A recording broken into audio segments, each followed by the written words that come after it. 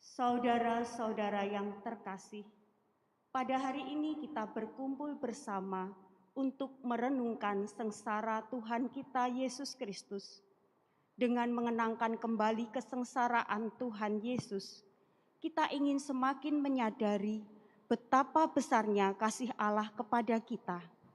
Kecuali itu, kita juga berharap bisa makin sadar akan segala dosa yang sering kita lakukan selama ini. Dosa-dosa kitalah yang menyebabkan Tuhan Yesus menderita sengsara, bahkan sampai wafat di salib. Marilah kita berdoa. Allah Bapa yang Maha Baik, kami bersyukur kepadamu karena Kau kumpulkan bersama pada hari ini. Kami ingin merenungkan sengsara Putramu Yesus Kristus. Semoga Roh Kudus yang Kau curahkan ke dalam hati kami, membuat kami semakin menyadari betapa besarnya cinta-Mu kepada kami. Tuntunlah kami agar kami berani meninggalkan dosa-dosa kami. Ajarlah kami agar kami tidak takut mencintai Engkau dan sesama kami. Karena Yesus Kristus yang bersama Engkau dan Roh Kudus mendampingi hidup kami kini dan sepanjang masa. Amin.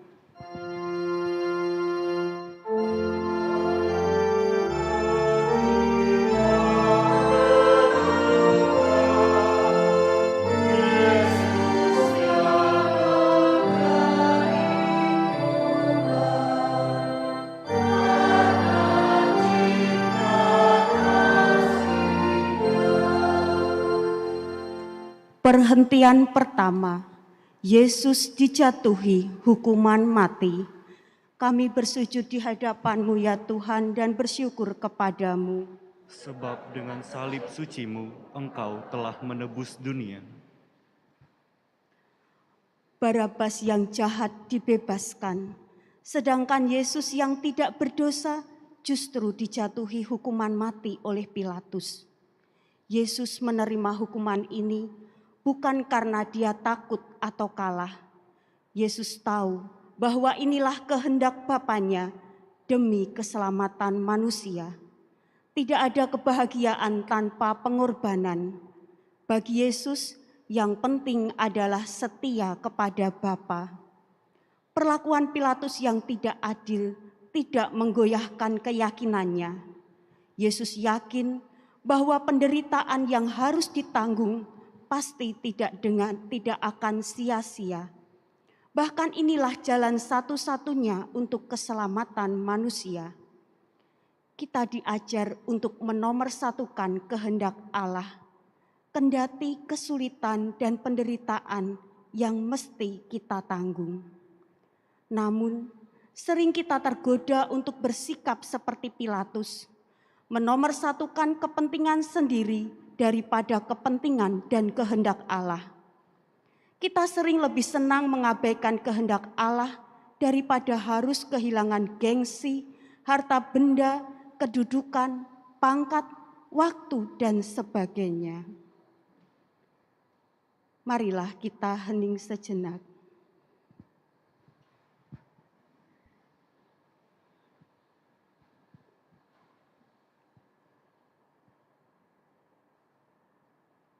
Ya Allah, melalui Putra-Mu, Engkau mengajar kami untuk berani setia kepada kehendak-Mu, meskipun itu bisa berarti sebuah penderitaan yang harus kami pikul.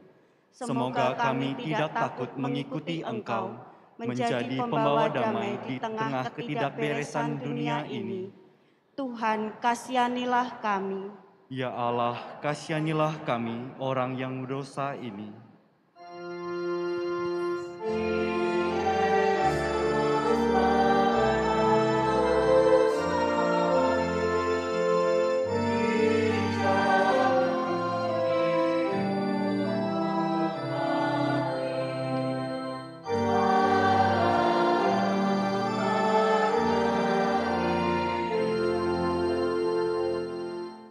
Perhentian kedua, Yesus memanggul salib. Kami bersujud di hadapan-Mu, ya Tuhan, dan bersyukur kepadamu. Sebab dengan salib suci-Mu, Engkau telah menebus dunia. Yesus diberi jubah ungu, kepalanya diberi mahkota duri. Ia diolok-olok dan disuruh memanggul salib. Semua penghinaan ini diterima Yesus dengan rela hati. Yesus sering mengajar perlunya merendahkan diri. Dia tidak hanya mengajar dengan kata-kata, tetapi juga dengan tindakan nyata. Sebagai pengikut Yesus, mungkin kita juga sering dihina, direndahkan, dianggap kecil, dianggap remeh, tidak diperhitungkan. Dalam keadaan seperti itu, kita diajak untuk tidak cepat sakit hati, atau sebaliknya, justru kita meskipun katanya orang Katolik, malahan sering menghina orang lain.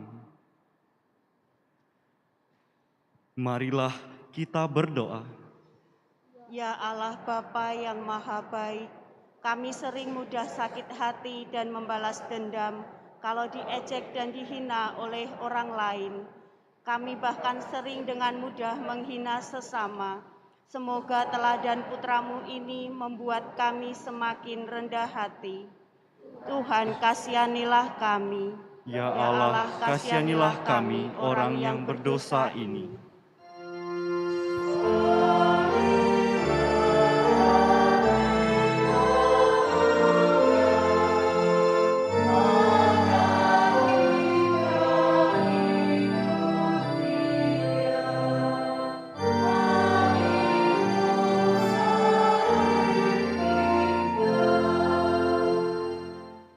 Perhentian ketiga, Yesus jatuh yang pertama kali di bawah salib.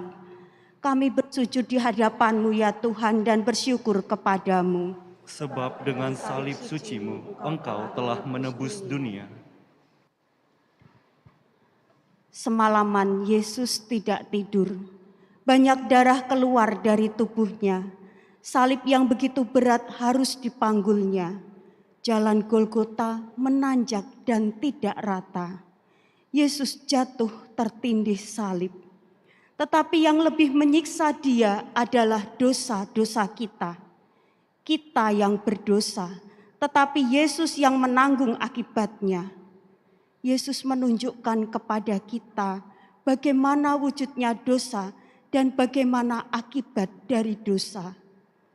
Dosa terungkap dalam penghinaan.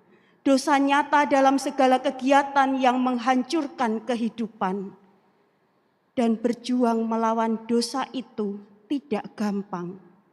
Jalan menuju keselamatan itu berat, menanjak dan tidak rata. Kalau Yesus jatuh karena dosa-dosa kita, kita justru sering jatuh lagi ke dalam dosa. Namun Allah tetap mencintai kita. Allah ingin agar kita tidak putus asa. Allah ingin agar kita berani bangkit lagi dan setia mengikuti jalan salib-Nya. Marilah kita hening sejenak. Ya Allah, Engkau tahu betapa banyak dan besarnya dosa-dosa kami. Engkau tahu betapa seringnya kami jatuh ke dalam dosa. Semoga kami Kau beri keberanian untuk meneladan Putra-Mu. Kalau kami jatuh ke dalam dosa, tolonglah agar kami bisa bangun lagi dan kembali mengikuti kehendak-Mu. Semoga kami berani memanggul salib yang Kau letakkan di atas bahu kami. Tuhan, kasihanilah kami. Allah, kasihanilah kami orang berdosa ini.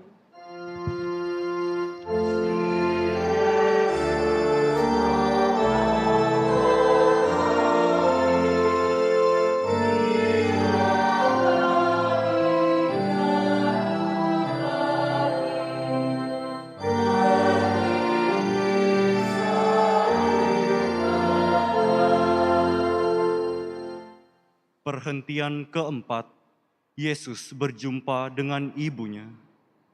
Kami bersujud di hadapan-Mu ya Tuhan dan bersyukur kepadamu. Sebab dengan salib suci-Mu, Engkau telah menebus dunia. Yesus meneruskan jalan salibnya. Di tengah jalan, ia berjumpa dengan ibunya. Yesus pasti tidak lupa akan Maria. Dialah wanita yang pernah mengandungnya. Dialah yang melahirkannya. Maria pernah menyusuinya, membesarkannya, mendidiknya, dan ketika dirinya dihina, sengsara, Maria tidak meninggalkannya. Maria pantas disebut teladan orang beriman. Yesus menemui ibunya dan ingin berkata kepada kita, jadilah seperti Maria. Seperti itulah orang beriman. Maria pasrah kepada kehendak Allah, meskipun ini juga berarti penderitaan.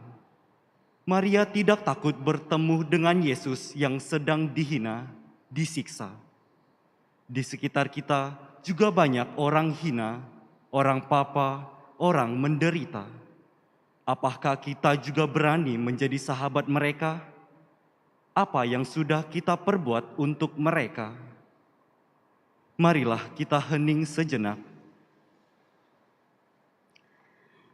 Ya Allah, kami bersyukur kepadamu karena telah Kau beri teladan seorang beriman Maria. Semoga kami Kau beri ketabahan dikala kami mengalami banyak kesulitan hidup. Semoga kami juga berani menjadi sahabat bagi orang-orang yang menderita di sekitar kami. Tuhan, kasihanilah kami. Ya Allah, kasihanilah kami orang yang berdosa ini.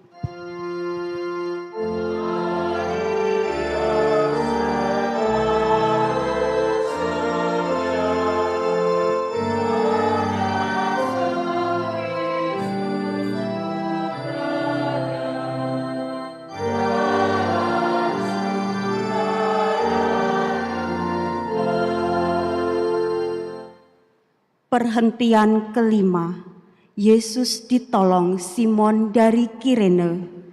Kami bersujud di hadapan-Mu ya Tuhan dan bersyukur kepadamu. Sebab dengan salib suci-Mu, Engkau telah menebus dunia.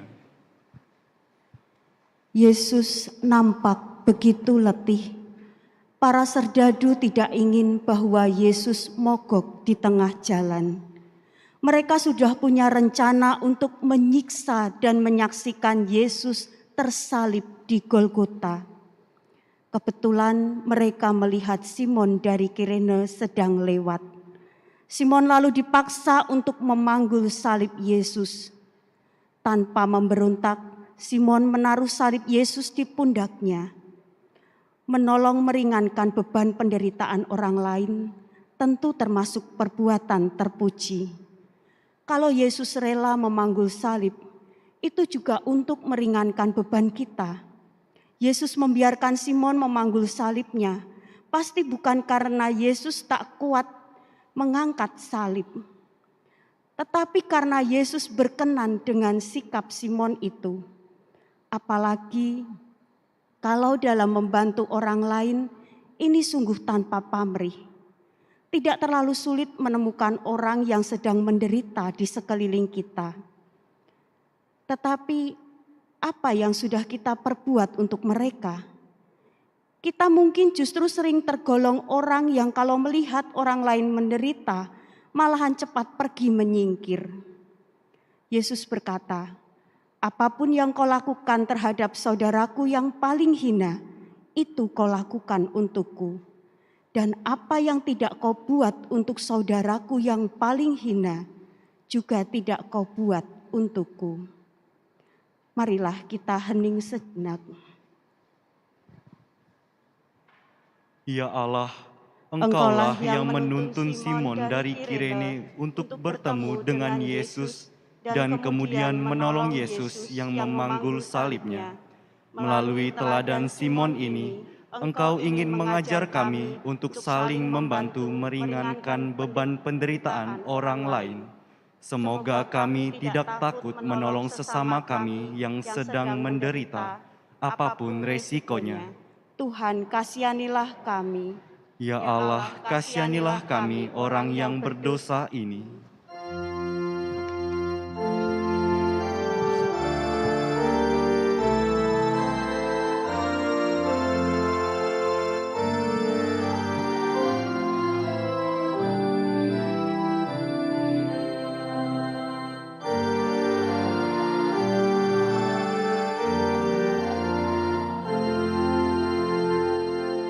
Perhentian ke-6, Veronika mengusapi wajah Yesus.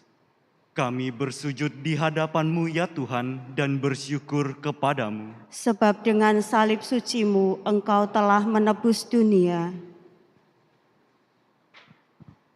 Yesus meneruskan jalan salibnya. Di tengah jalan, ia bertemu dengan Veronika. Tanpa takut dicap sebagai sahabat dari orang yang terhukum dan terkutuk, Veronika mendekati Yesus. Wajah Yesus yang penuh keringat dan darah diusapnya. Yesus pasti amat berkenan dengan sikap dan perbuatan Veronika ini. Ternyata tidak semua orang membencinya, mencacinya.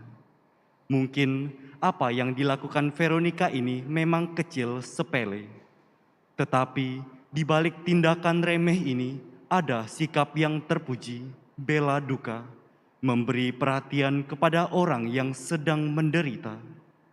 Banyak hal baik, kendati kecil dan remeh, yang bisa kita buat dalam kehidupan sehari-hari, terutama untuk mereka yang sedang menderita.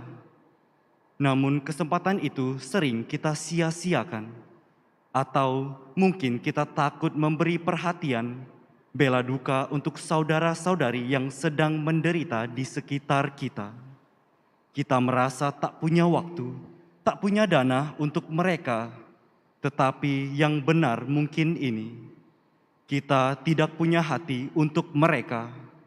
Apakah kita berani meneladan sikap Veronika? Marilah kita hening sejenak. Ya Allah, kami sering takut menolong orang lain yang sedang menderita.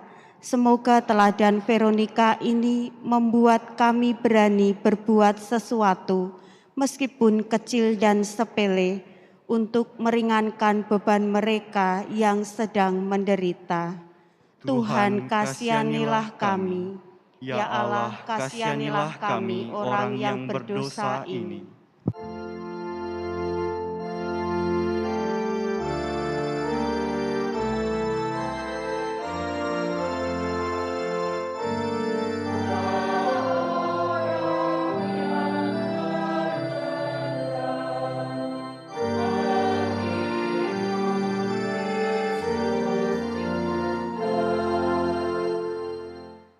Perhentian ke-7, Yesus jatuh kedua kalinya di bawah salib. Kami bersujud di hadapan-Mu ya Tuhan dan bersyukur kepadamu. Sebab dengan salib suci-Mu, Engkau telah menebus dunia. Yesus makin payah. Salib yang ada di pundaknya terasa makin berat.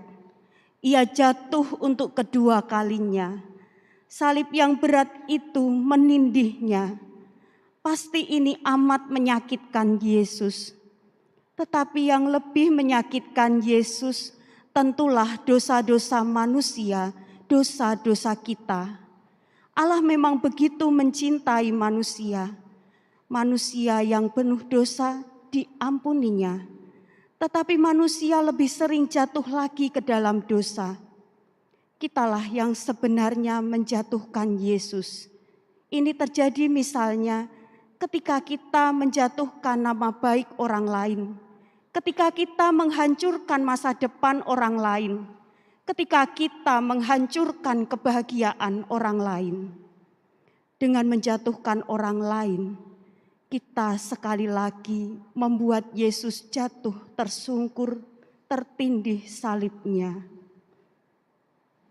Marilah kita hening sejenak. Ya Allah, berulang kali kami berbuat dosa dengan menjatuhkan dan menghancurkan orang lain. bahkan diri kami sendiri. Berilah kami kekuatan dan keberanian untuk berbuat baik kepada orang lain di sekitar kami. Dan kalau kami jatuh lagi ke dalam dosa, berilah kekuatan untuk tidak putus asa. Bangkitkanlah kami untuk setia mengikuti Engkau. Tuhan, kasihanilah kami. Ya Allah, kasihanilah kami orang yang berdosa ini.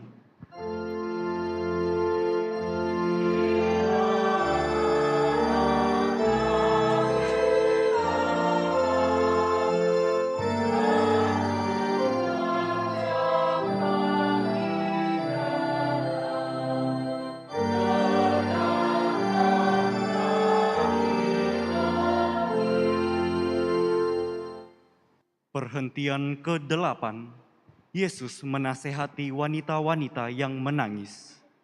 Kami bersujud di hadapan-Mu ya Tuhan dan bersyukur kepadamu. Sebab dengan salib suci-Mu Engkau telah menebus dunia. Banyak orang yang menyaksikan bagaimana Yesus tertatih-tatih memanggul salibnya. Ada yang menertawakan, ada yang mengejek. Tetapi ternyata ada juga yang simpati kepada Yesus. Di antara yang simpati ini terdapat wanita-wanita. Mereka menangisi melihat Yesus yang tampak begitu menderita. Yesus ternyata tidak tenggelam dalam penderitaannya. Yesus sempat pula memperhatikan orang-orang yang ditemuinya. Wanita-wanita yang menangis bahkan sempat dihibur, tetapi juga diberi peringatan oleh Yesus. Yesus berkata kepada wanita-wanita ini, "Janganlah menangisi aku, tetapi tangisilah dirimu dan anak-anakmu." Kita sering tidak punya waktu dan hati untuk orang lain. Ini terjadi kalau kita sedang senang, sukses. Apalagi kalau kita sedang terkena musibah, susah, menderita. Kita sibuk dengan diri kita sendiri saja. Kita gampang merasa bahwa penderitaan kitalah yang paling berat. Orang lainlah penyebab penderitaan ini. Kita sendiri susah, mana mungkin masih harus menghibur orang lain? Beginilah kita sering membela diri. Yesus memberi teladan kepada kita, pentinglah menghibur orang lain meskipun kita sendiri juga sedang menderita. Tetapi lebih dari itu, perlulah kita menangisi diri kita sendiri. Perlukah kita bertobat dan mengajak orang lain, terutama anak-anak kita, untuk bertobat. Kita diajak bertobat. Marilah kita hening sejenak. Ya Allah, ajarlah kami agar tidak hanya senang memikirkan diri kami sendiri saja. Kami ingin meneladan Yesus, suka memperhatikan orang lain, terutama yang sedang menderita. Tetapi lebih dari itu, ajarlah kami untuk menyesali dosa-dosa kami. Tuhan, kasihanilah kami. Ya Allah, kasihanilah kami orang yang berdosa ini.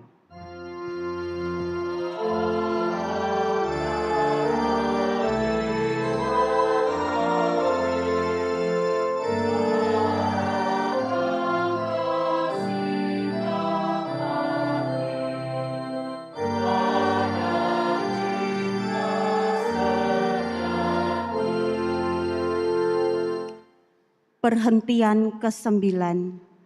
Yesus jatuh ketiga kalinya di bawah salib. Kami bersujud di hadapan-Mu ya Tuhan dan bersyukur kepadamu. Sebab dengan salib suci-Mu, Engkau telah menebus dunia. Hari makin panas, jalan makin menanjak, tubuh Yesus makin lemah. Akhirnya Yesus harus jatuh untuk ketiga kalinya. Salib yang terasa makin berat itu menindih tubuhnya. Tetapi dengan sisa-sisa tenaganya, Yesus berusaha untuk bangun lagi. Salibnya harus dipanggul sampai ke Golgota. Hidup ini ternyata tidak selalu mulus. Beban yang harus dipikul sering tidak ringan.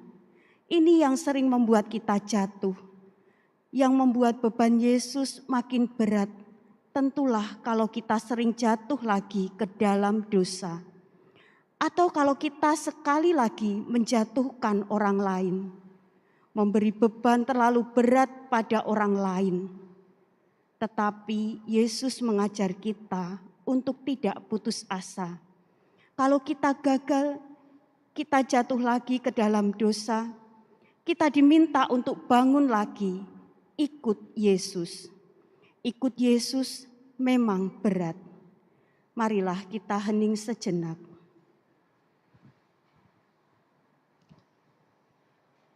Ya Allah, Engkau sungguh amat mencintai kami.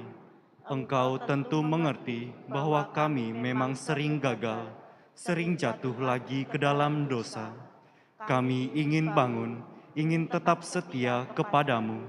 Kami ingin terus mengikuti Engkau. Tuhan, kasihanilah kami. Ya Allah, kasihanilah kami orang yang berdosa ini.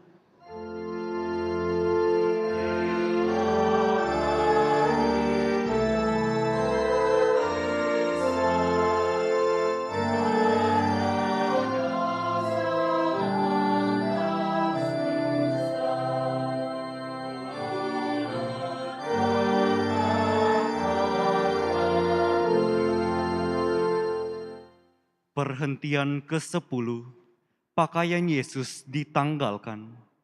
Kami bersujud di hadapan-Mu ya Tuhan dan bersyukur kepadamu.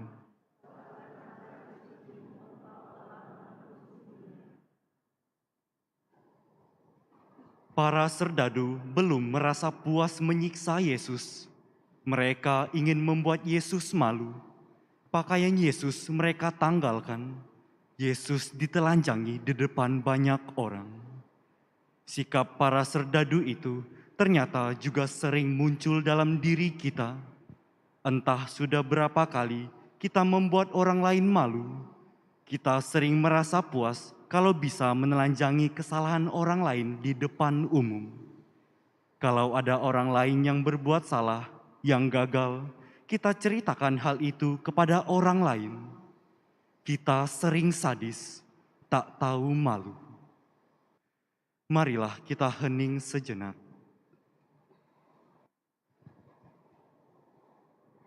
Ya Allah, Putramu Yesus pernah ditelanjangi, dipermalukan, bukan hanya para serdadu yang membuat itu, tetapi kami ikut mempermalukan Engkau.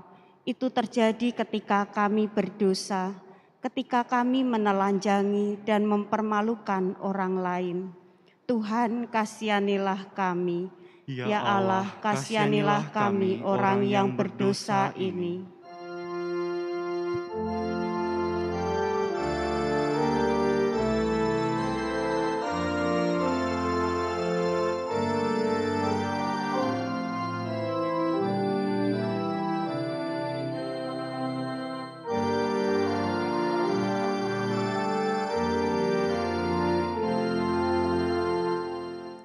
Perhentian ke-11, Yesus dipaku di kayu salib. Kami bersujud di hadapan-Mu ya Tuhan dan bersyukur kepadamu. Sebab dengan salib suci-Mu, Engkau telah menebus dunia. Betapa mengerikannya penderitaan Yesus ini. Setelah ditelanjangi, kini tangannya dipaku di salib. Kakinya juga dipaku di salib.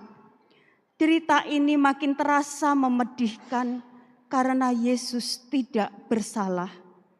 Yesus tidak berdosa sedikit pun. Tetapi Yesus sama sekali tidak membenci para penganiaya ini. Yesus menentang segala dosa. Tetapi Dia sama sekali tidak membenci orang yang berdosa.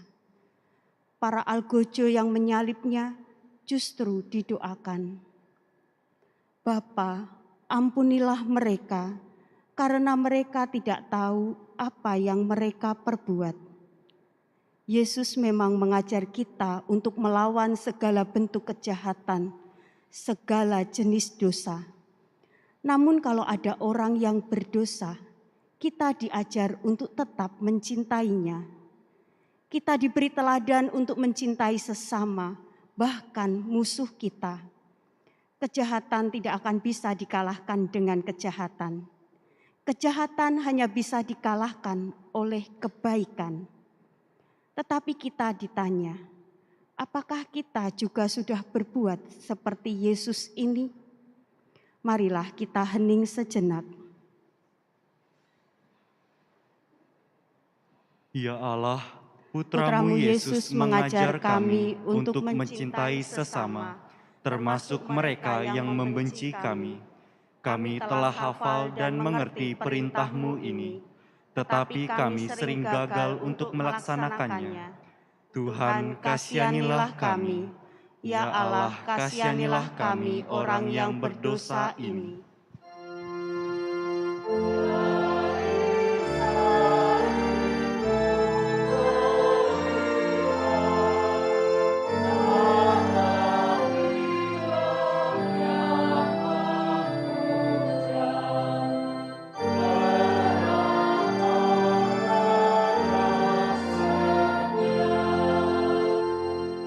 Perhentian ke-12, Yesus wafat di kayu salib.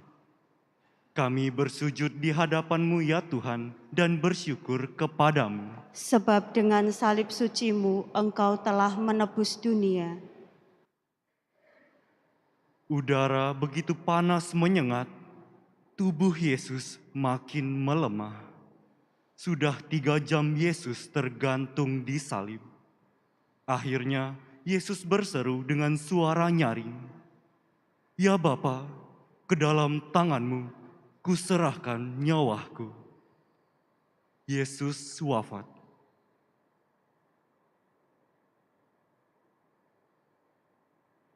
Ketaatan Yesus kepada kehendak Bapa tak tergoyangkan sampai akhir hayatnya.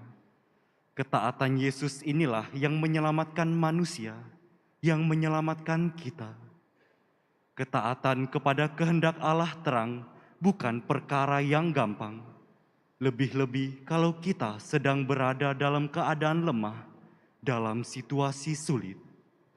Tetapi kita diajar oleh Yesus untuk taat kepada Allah dalam keadaan apapun sampai mati.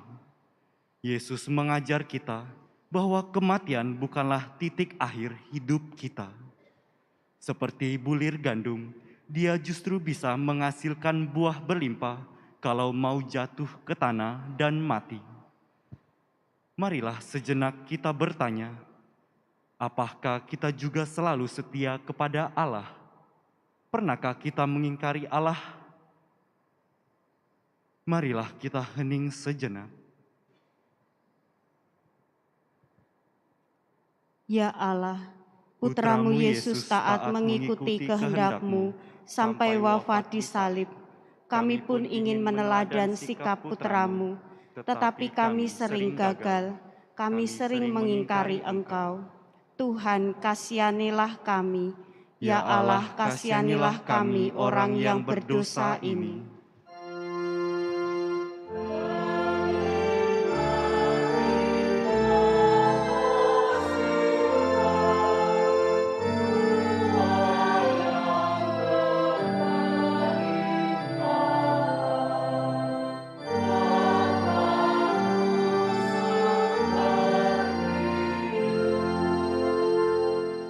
Perhentian ke-13, Yesus diturunkan dari salib.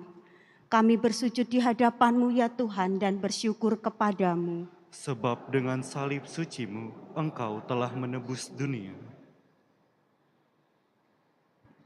Hari hampir gelap. Orang-orang yang merasa sudah puas menyaksikan penderitaan Yesus pulang ke rumah masing-masing. Hanya beberapa yang setia menunggu Yesus, termasuk Ibu Maria. Yesus diturunkan dari salib. Maria menerima jenazah Yesus di pangkuannya. Maria melakukan apa yang pernah dikatakannya. Aku ini hamba Tuhan, jadilah padaku menurut perkataanmu. Maria memang pantas menjadi teladan bagi setiap orang beriman. Ketika Yesus menderita, ia tetap setia berada di sampingnya. Apakah kita berani menjadi orang beriman seperti Maria? Apakah kita berani menerima, memangku orang yang hina, yang menderita, yang gagal? Marilah kita hening sejenak.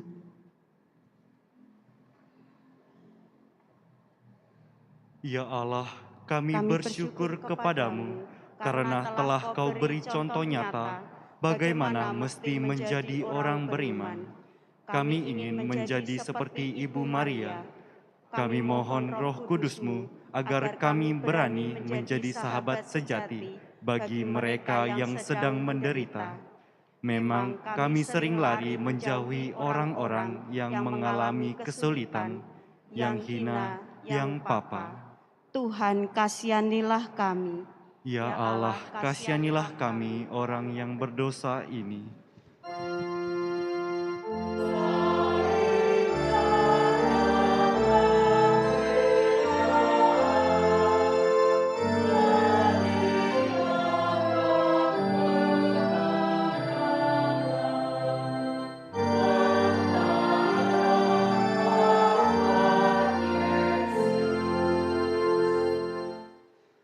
Perhentian ke-14, Yesus dimakamkan.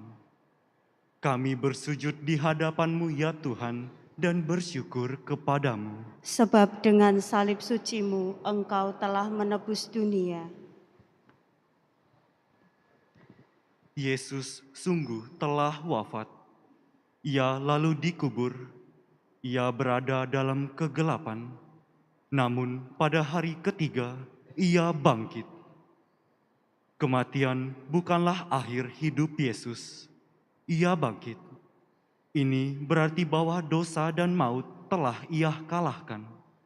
Kalau kita menjadi pengikut Yesus, kita juga akan banyak menderita, bahkan akan mati. Tetapi juga akan bangkit seperti Yesus. Memang kematian di sini pertama-tama berarti bahwa kita mati terhadap dosa. Dosa yang perlu dikalahkan tidak hanya sering tumbuh di dalam diri kita, tetapi juga dosa yang ada dalam keluarga kita, dalam masyarakat kita. Apakah kita juga sudah mati terhadap dosa? Apakah kita berani meninggalkan segala macam bentuk kejahatan yang ada di sekeliling kita? Marilah kita hening sejenak. Ya Allah, kami sering takut dengan penderitaan, meskipun itu menjadi wujud salib yang harus kami panggul. Memang kami sering gagal dalam hal ini. Kami sering menggerutu kalau kami menderita, meskipun itu akibat kesalahan kami. Ampunilah segala dosa-dosa kami, segala dosa di sekeliling kami. Tuhan, kasihanilah kami. Ya Allah, kasihanilah kami orang yang berdosa ini.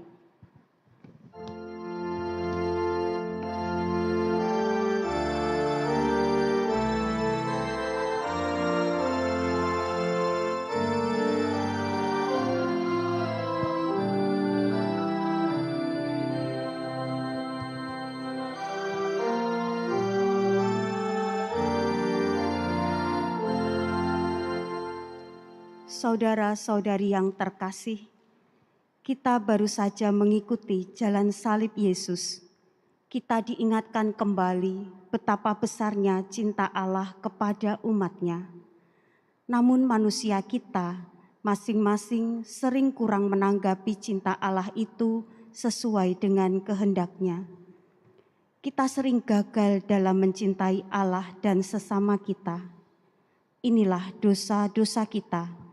Dan dosa-dosa kita ini membuat jalan salib Yesus menjadi lebih panjang, lebih berat. Kita memang tidak perlu lantas putus asa. Tuhan yang hadir di tengah-tengah kita tetaplah Tuhan yang Maha Pengampun. Baiklah sejenak kita sadari kembali cinta Allah dan dosa-dosa kita. Marilah kita berdoa. Ya Ya Allah, Engkau amat mengasihi kami. Kami telah Kau ciptakan menjadi anak kesayangan-Mu. Ketika kami jatuh ke dalam dosa, Engkau mengampuninya. Putra-Mu yang terkasih, Kau utus ke dunia untuk menebus kami. Semoga kebaikan-Mu ini menumbuhkan keberanian dalam diri kami untuk tetap menjadi anak-anak-Mu. Kami tetap ingin setia kepada kehendak-Mu, meskipun ini bisa mendatangkan kesengsaraan dalam hidup kami, seperti yang dialami oleh Yesus. Tuntunlah kami agar kami tidak melakukan dosa-dosa. Semua ini kami haturkan kehadirat-Mu dengan perantaraan Yesus Kristus Putra-Mu, yang dalam persekutuan dengan Roh Kudus mendampingi hidup kami kini dan sepanjang masa. Amin. Dalam nama Bapa dan Putra dan Roh Kudus. Amin.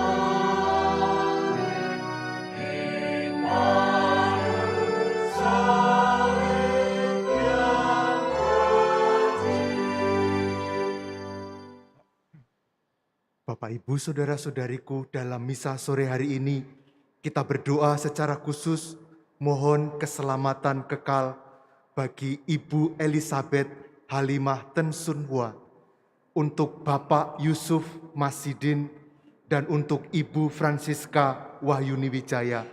Semoga Allah berkenan mengampuni dosa mereka dan mengaruniakan kebahagiaan kekal bagi mereka. Dalam nama Bapa dan Putra dan Roh Kudus. Amin. Semoga rahmat Tuhan kita Yesus Kristus, cinta kasih Allah, dan persekutuan Roh Kudus bersamamu. Dan bersama rohmu. Saudara-saudariku, bertobat sering diartikan sebagai kembali dari awal. Yesus memanggil kita untuk kembali dari awal. Dan Ia menjanjikan bantuan bagi kita. Bantuannya adalah pengampunan bagi kita. Oleh karena itu, mari kita pada perayaan Ekaristi ini mohon kepada Tuhan agar kita boleh bertobat dengan baik dan mendapatkan hidup yang lebih baik dengan bantuan rahmat Tuhan sendiri. Mari kita mohon pengampunan atas segala dosa kita. Saya mengaku kepada Allah yang Maha Kuasa dan kepada saudara sekalian bahwa saya telah berdosa dengan pikiran dan perkataan, dengan perbuatan dan kelalaian. Saya berdosa, saya sungguh berdosa. Oleh sebab itu saya mohon kepada Santa Perawan Maria, kepada para malaikat dan orang kudus, dan kepada saudara sekalian, supaya mendoakan saya pada Allah Tuhan kita. Semoga Allah yang Maha Kuasa mengasihani kita, mengampuni dosa kita, dan mengantar kita ke hidup yang kekal. Amin. Marilah berdoa. Ya Allah, tuntunlah kami umat-Mu, agar kami bertekun dalam mati raga selama masa Prapaskah ini, sehingga menghasilkan buah bagi keselamatan jiwa-jiwa. Dengan pengantaraan Yesus Kristus Putra-Mu, Tuhan kami, yang bersama dengan Dikau dalam persatuan Roh Kudus, hidup dan berkuasa Allah sepanjang segala masa. Amin.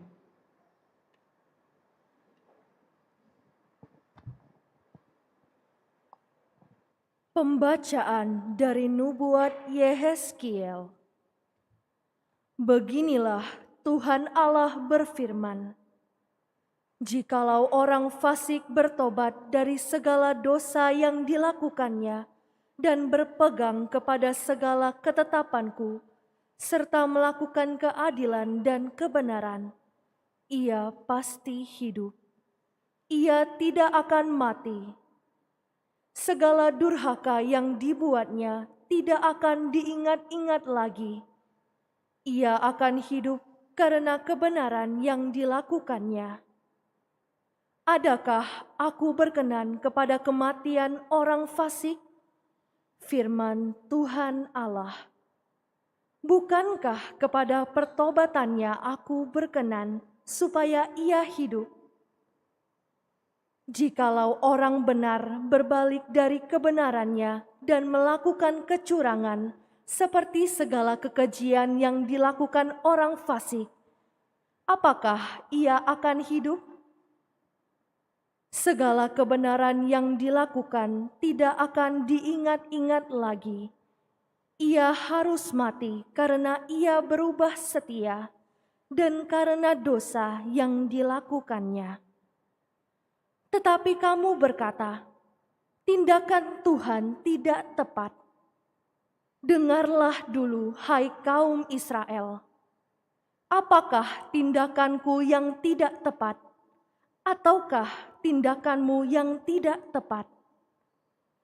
Kalau orang benar berbalik dari kebenarannya dan melakukan kecurangan sehingga ia mati, ia harus mati karena kecurangan yang dilakukannya. Sebaliknya, kalau orang fasik bertobat dari kefasikan yang dilakukannya dan ia melakukan keadilan dan kebenaran, ia akan menyelamatkan nyawanya. ia insyaf dan bertobat dari segala durhaka yang dibuatnya, maka ia pasti hidup, ia tidak akan mati. Demikianlah sabda Tuhan. Syukur kepada Allah. Jika engkau mengingat-ingat kesalahan ya Tuhan, siapakah yang dapat tahan? Jika engkau mengingat-ingat kesalahan ya Tuhan, siapakah yang dapat tahan? Dari jurang yang dalam, aku berseru kepadamu ya Tuhan. Tuhan, dengarkanlah suaraku. Biarlah telingamu menaruh perhatian kepada suara permohonanku. Jika engkau mengingat-ingat kesalahan ya Tuhan, siapakah yang dapat tahan? Jika engkau mengingat-ingat kesalahan ya Tuhan, siapakah yang dapat tahan? Tetapi padamu ada pengampunan, maka orang-orang takwa kepadamu. Jika engkau mengingat-ingat kesalahan ya Tuhan, siapakah yang dapat tahan?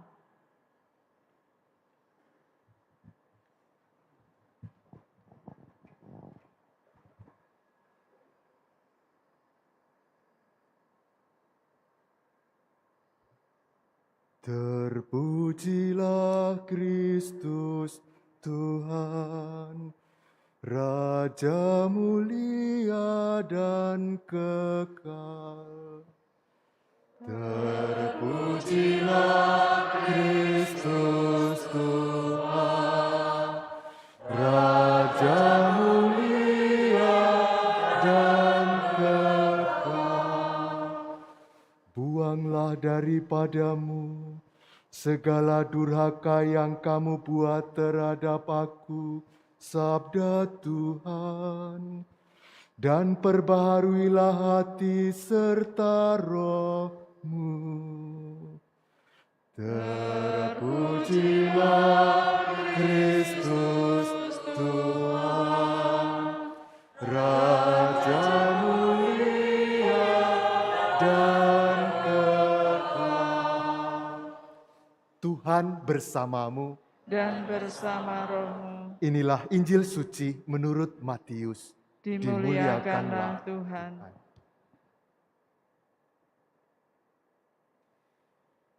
Dalam khotbah di bukit berkatalah Yesus kepada murid-muridnya, "Jika hidup keagamaanmu tidak lebih benar daripada hidup keagamaan ahli-ahli Taurat dan orang-orang Farisi, kalian tidak dapat masuk ke dalam kerajaan surga. Kalian telah mendengar apa yang difirmankan kepada nenek moyang kita, jangan membunuh. Siapa yang membunuh harus dihukum. Tetapi aku berkata kepadamu, setiap orang yang marah terhadap saudaranya harus dihukum. Barang siapa berkata kepada saudaranya kafir, harus dihadapkan ke mahkamah agama. Dan siapa yang berkata jahil, harus diserahkan ke dalam neraka yang menyala-nyala. Sebab itu, jika engkau mempersembahkan persembahan di atas mezbah, dan engkau teringat akan sesuatu yang ada dalam hati saudaramu terhadap engkau, tinggalkanlah persembahan di depan mezbah itu, dan pergilah berdamai dahulu dengan saudaramu. Lalu kembali untuk mempersembahkan persembahan itu. Segeralah berdamai dengan lawanmu selama engkau bersama-sama dengan dia di tengah jalan, supaya lawanmu itu jangan menyerahkan engkau kepada hakim, dan hakim itu menyerahkan engkau kepada pembantunya, dan engkau dilemparkan ke dalam penjara. Aku berkata kepadamu, sesungguhnya engkau tidak akan keluar dari sana sebelum engkau membayar utangmu sampai lunas." Demikianlah sabda Tuhan. Terpujilah Kristus.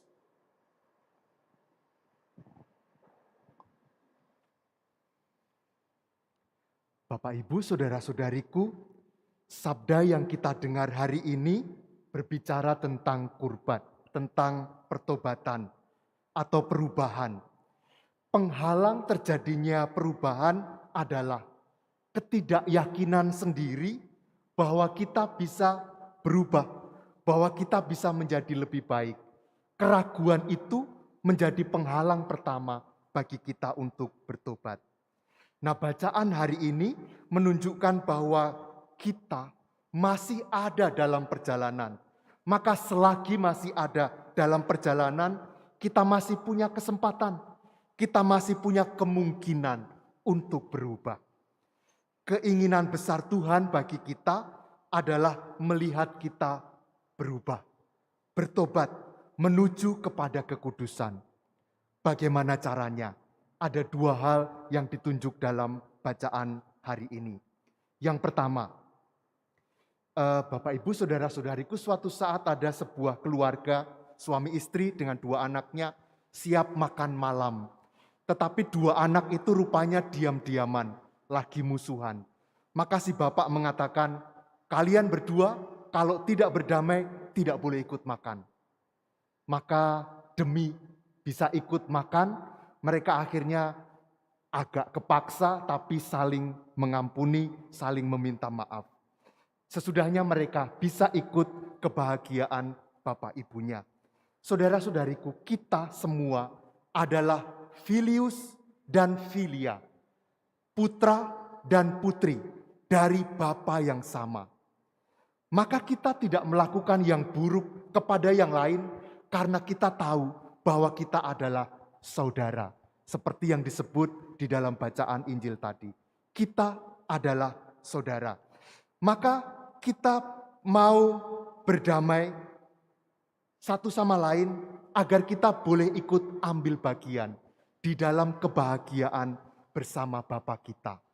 Kita berdamai karena kita menyadari bahwa kita adalah sesama putra-putri dari satu Bapa yang sama. Ini yang pertama. Yang kedua, kita sering mengalami pertentangan, perbedaan dengan orang lain, beda pendapat, beda keinginan, dan seterusnya. Kita kadang sampai pada tahap tidak bisa menyelesaikan masalah perbedaan yang kita hadapi itu, dan tidak menemukan solusi. Mau ngotot-ngototan, mau menang sendiri, kadang-kadang tidak membawa penyelesaian, justru membuat hubungan tidak baik. Pada situasi yang seperti ini, langkah yang bisa diambil adalah masing-masing berani berubah untuk mendapatkan kesepakatan. Pada waktu saya kuliah, saya menjalani masa PKL, seperti kerja di tempat perusahaan tertentu begitu ya. Saya waktu itu bekerja di sebuah toko mebel. Suatu saat ada seorang pembeli datang dan mengatakan dia menginginkan sebuah meja. Saya tahu meja itu harga belinya berapa?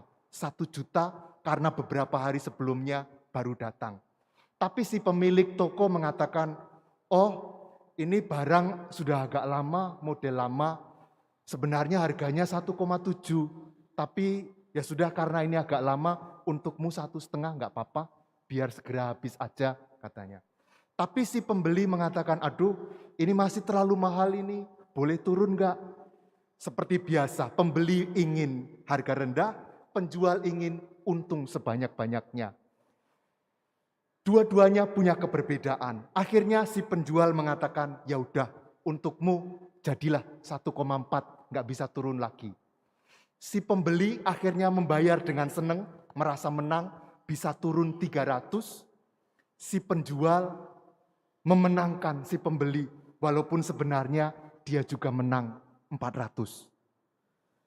Saudara-saudariku, membuat orang lain menang dengan berani berubah, kita mengalah, sebenarnya kita sedang mencari juga sebuah kemenangan.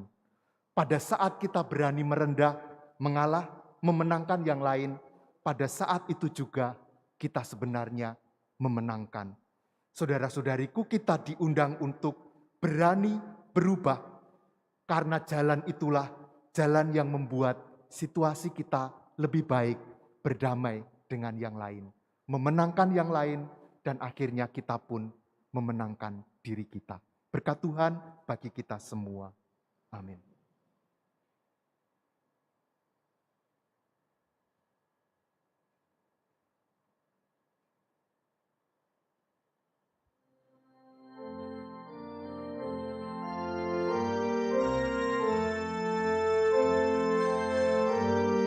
Benedetto sei tu, Signore, Dio dell'universo. Dalla tua bontà abbiamo ricevuto questo pane, frutto della terra e del lavoro dell'uomo. Lo presentiamo a te perché diventi per noi, cibo di vita eterna.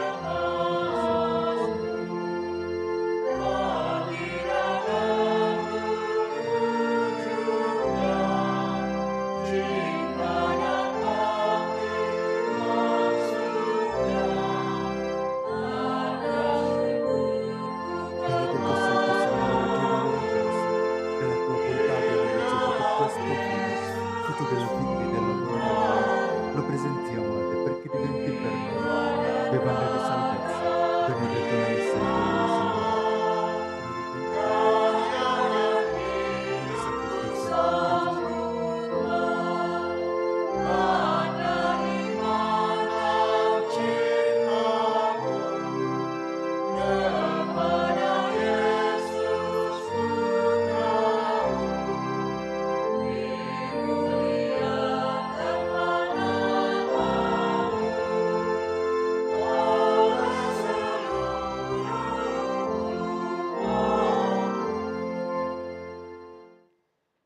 Saudara-saudariku, marilah kita berdoa bersama supaya persembahan kita ini berkenan pada Allah, Bapa yang Maha Kuasa.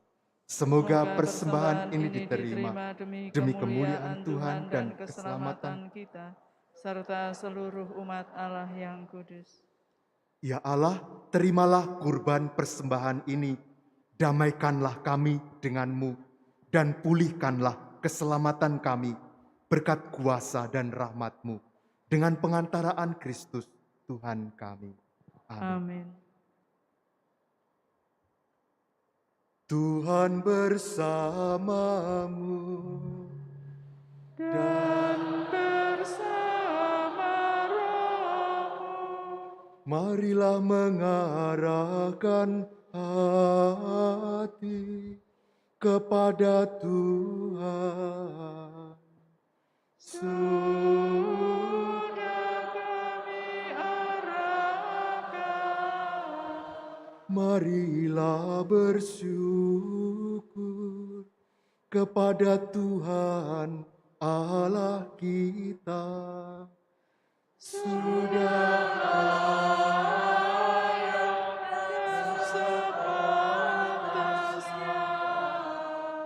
sungguh pantas dan benar, layak dan menyelamatkan, bahwa kami selalu dan dimanapun bersyukur kepadamu Tuhan, Bapa yang kudus, Allah yang maha kuasa dan kekal. Karena Engkau telah menetapkan bagi anak-anak-Mu masa khusus yang menyelamatkan, untuk memulihkan kemurnian hati, dengan hati yang bebas dan dari dorongan yang tidak teratur, kami cenderung memikirkan hal-hal yang lebih kekal. Sebab itu, bersama semua malaikat dan para kudus, kami memuji Dikau dengan tak henti-hentinya bernyanyi.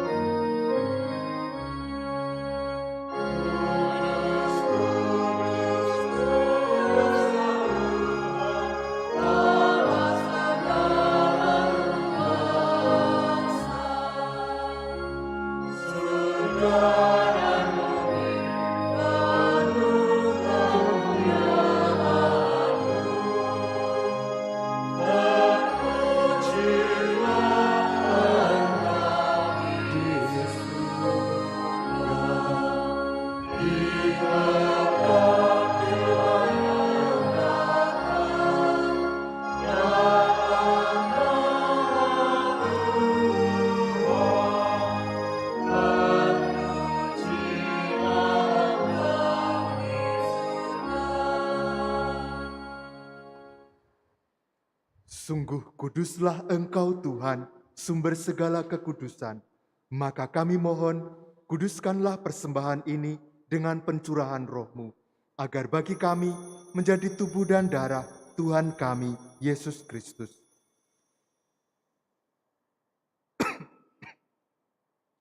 Ketika dia diserahkan untuk menanggung sengsara dengan rela, dia mengambil roti, dan sambil mengucap syukur, dia memecah-mecahkan, lalu memberikannya kepada murid-muridnya, seraya berkata, "Terimalah dan makanlah kamu semua, inilah tubuhku yang diserahkan bagimu."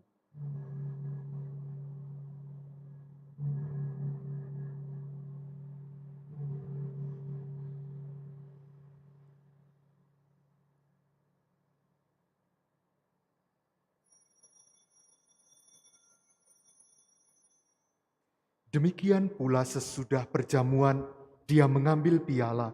Sekali lagi dia mengucap syukur kepadamu, memberikannya kepada murid-muridnya, seraya berkata, "Terimalah dan minumlah kamu semua. Inilah piala darahku, darah perjanjian baru dan kekal, yang ditumpahkan bagimu dan bagi semua orang demi pengampunan dosa. Lakukanlah ini sebagai kenangan akan daku."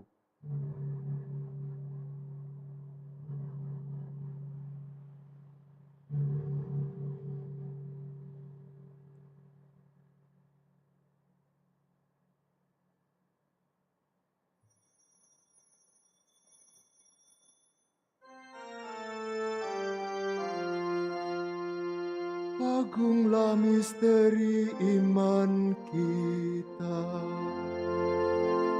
Penyelamat dunia, selamatkanlah kami karena peduli salib dan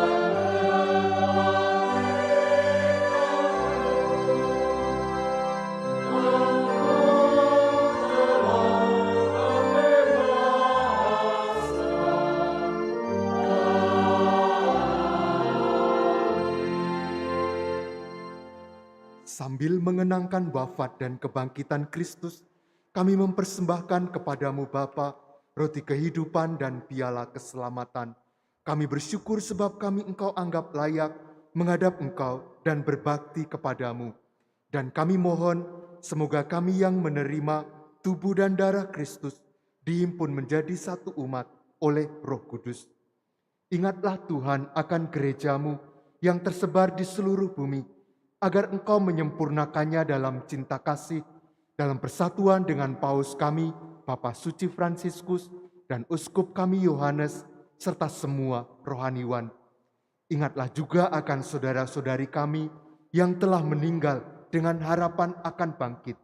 Terutama kami mendoakan Ibu Francisca Wahyuni Wijaya, Bapak Yusuf Masidin, dan Ibu Elizabeth Halimah Ten Sun Hua.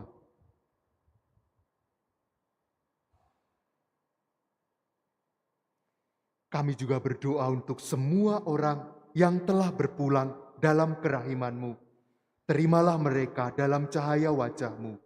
Kami mohon, kasihanilah kami semua agar kami Engkau terima dalam kebahagiaan abadi bersama Santa Perawan Maria Bunda Allah, Santo Yosef mempelainya, para rasul, dan semua orang kudus sepanjang masa yang hidupnya berkenan padamu.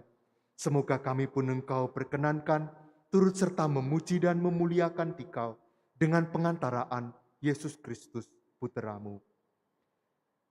Dengan pengantaraan Dia, bersama Dia, dan dalam Dia, bagimu Allah Bapa yang Maha Kuasa, dalam persekutuan dengan Roh Kudus, segala hormat dan kemuliaan sepanjang segala masa. Amin. Marilah kita bersama-sama berdoa seperti Kristus telah mengajarkannya kepada kita.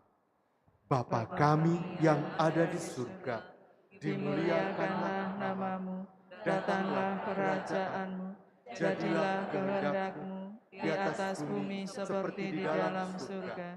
Berilah kami rezeki pada hari ini, dan ampunilah kesalahan kami, seperti kami pun mengampuni yang bersalah kepada kami. Dan janganlah masukkan kami ke dalam pencobaan, tetapi bebaskanlah kami dari yang jahat. Tuhan kami mohon, bebaskanlah kami dari segala yang jahat. Sudilah memberi damai sepanjang hidup kami, supaya kami yang telah dikuatkan oleh kelimpahan belas kasih-Mu, selalu bebas dari dosa dan dijauhkan dari segala gangguan, sambil menantikan harapan yang membahagiakan dan kedatangan penyelamat kami, Yesus Kristus. Sebab Engkaulah Raja yang mulia dan berkuasa untuk selama-lamanya.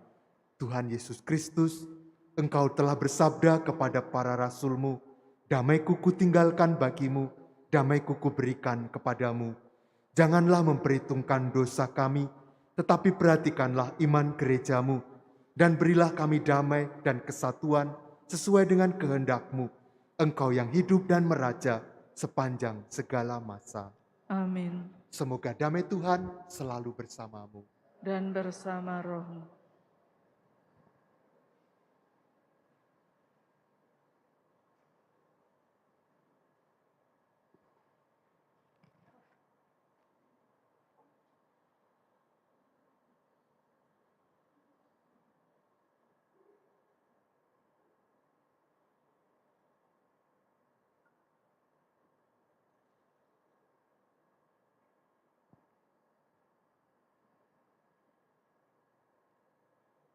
Il corpo e il sangue di Cristo, uniti in questo calice, siano per noi cibo di vita eterna.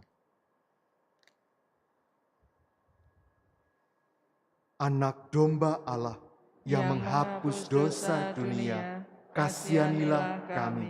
Anak domba Allah yang menghapus dosa dunia, kasihanilah kami. Anak domba Allah yang menghapus dosa dunia, berilah kami damai.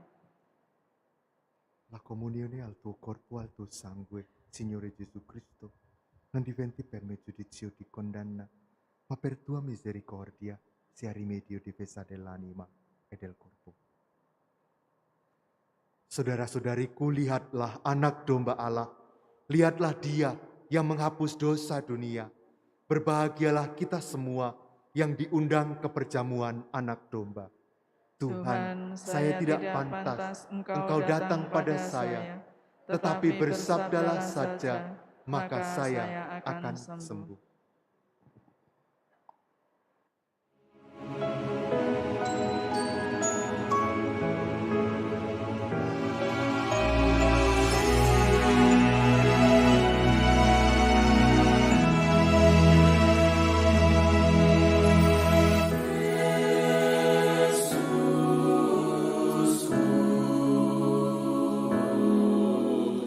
Aku percaya.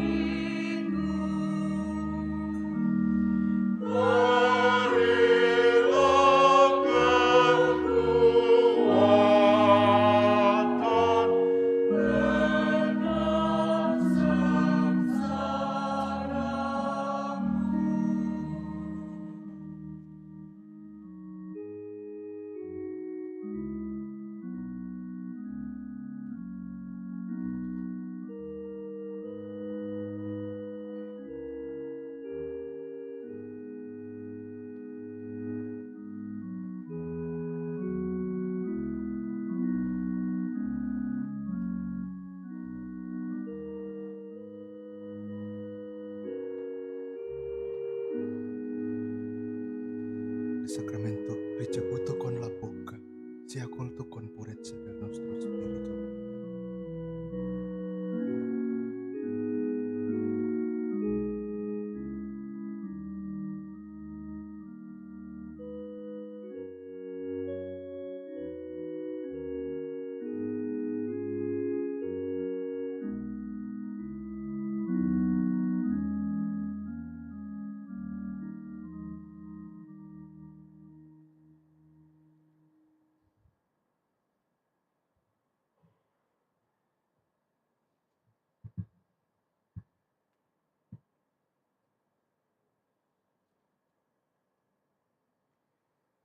Marilah kita berdoa.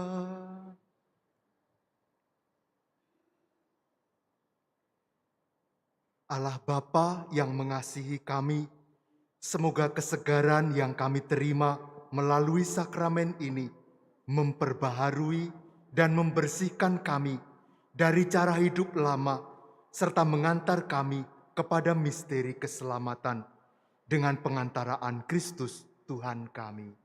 Amin. Tuhan bersamamu, Dan bersama rohmu, kita semua, keluarga yang kita kasihi, dan segala yang kita mohon pada hari ini, saudara-saudari yang kita doakan, dibimbing dan diberkati oleh Allah yang Maha Kuasa, Bapa dan Putra dan Roh Kudus. amin. Saudara-saudariku, misa sudah selesai. Marilah kita pulang mewartakan Injil Tuhan. Syukur kepada Allah.